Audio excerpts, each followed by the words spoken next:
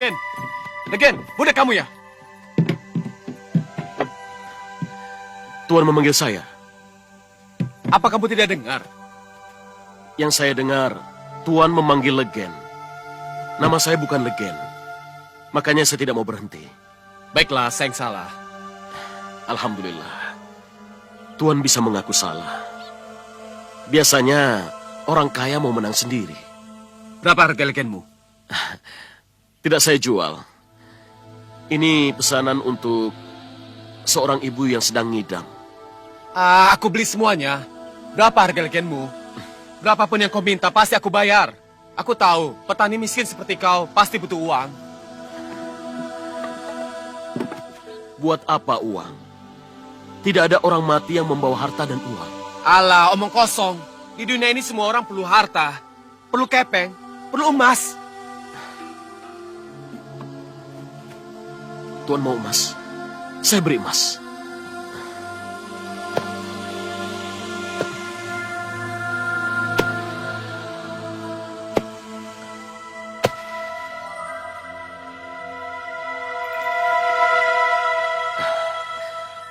Kalau Tuan menginginkan lebih banyak emas lagi, datanglah ke pesantren saya. Di sana semua gunung adalah emas. Pohon-pohon pun terbuat dari emas. Bahkan di sana, emas lebih murah daripada beras dan segayung air.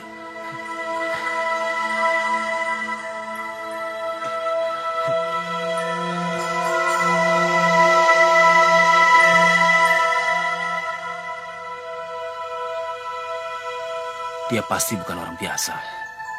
Cepat sekali jalannya, Gusti. Subhanallah. Subhanallah, alhamdulillah, wa la ilaha illallah, subhanallah,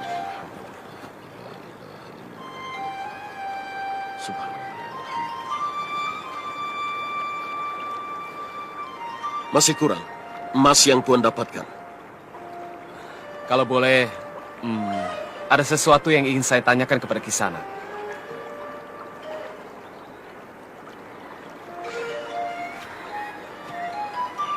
Sebelum Tuan banyak bertanya, boleh saya bertanya dulu? Tentu saja, silakan. Untuk apa sebenarnya Tuan mengumpulkan begitu banyak harta? Sampai-sampai untuk memperolehnya, Tuan tega menyengsarakan orang lain. Terus terang saja, sebagai seorang adipati, saya ingin dihargai dan dihormati oleh para adipati yang lainnya, juga oleh rakyat saya sendiri. Karena harta Tuan? Iya, tentu saja.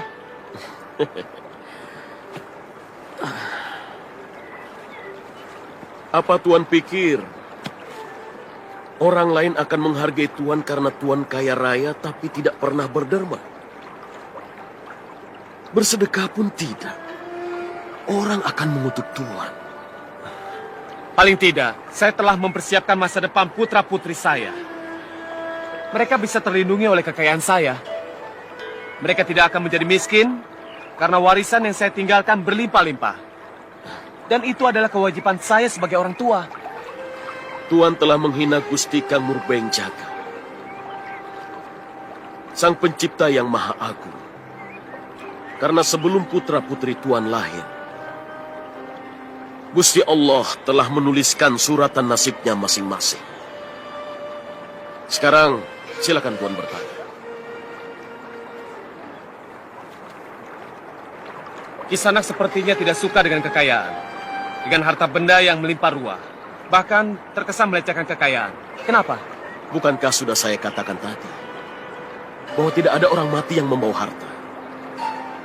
Beras Tuan banyak, tapi usus Tuan hanya mampu menampung satu piring. Sebenarnya Tuan sedang menderita penyakit hati yang namanya serakah. Penyakit ini bisa membuat orang lebih kejam daripada binatang. Bahkan lebih jahat daripada dedemit.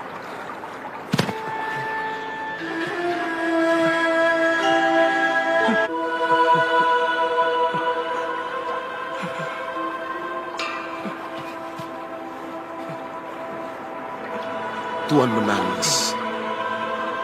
Artinya Tuan ingin sembuh dari penyakit hati Tuan. Penyakit Tuan bisa sembuh kalau Tuan tahu tentang Sangkan Paraning Dumadi. Dari mana kita lahir? Untuk apa kita hidup? Dan kemana kita kembali setelah kita mati? Terus terang, selama ini saya tidak pernah mendapatkan ketenangan hidup. Saya selalu dikejar-kejar, perasaan untuk mencari dan terus mencari harta dan kejayaan. Padahal, sesudah hidup yang fana ini, akan ada kehidupan yang lebih abadi. Kehidupan yang lebih sejati. Untuk mendapatkan kebahagiaan di sana, kita bisa mulai dari kehidupan di alam fana yang sangat singkat ini. Kehidupan pada saat awal Bapak Adam dan Ibu Hawa menempati surganya.